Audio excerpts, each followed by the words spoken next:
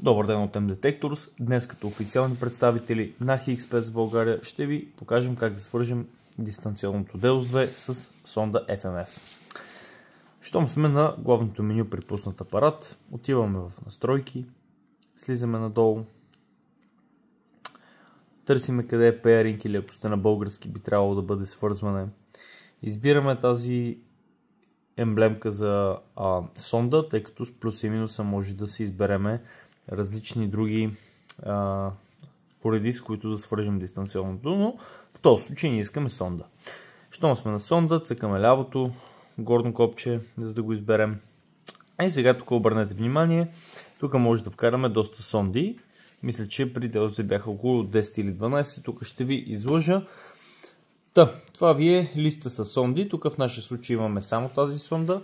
Сега ще ви покажа как ще изтриеме тази сонда, която е тук, и ще я вкараме отново. Както казахме, отиваме на листа с сонди, избираме го. Сега тук с плюс и минус трябва да въведем така серийните номера. Тези цифри и букви трябва да съответстват на цифрите и буквите, които са на сондата, която искаме да вкараме. Сега обаче, за да изтриеме този сериен номер първо, ще трябва да напишем само нули. Обърнете внимание, с средното горно копче сменям цифричките 000, избираме. В момента нямаме свързана сонда. Сега, за да вкараме сонда, нека да покажем и тази стъпка. Цъкаме избери. И в момента, пак както казах по-рано, с плюс и минус трябва да въведеме ето тези числа, тук, които виждате. Ето, например, 4. Продължаваме на следващото 1. После сме на 7. 4, 1, 7. D7, 4. D. 7. 4. Натискаме средното копче за валидация.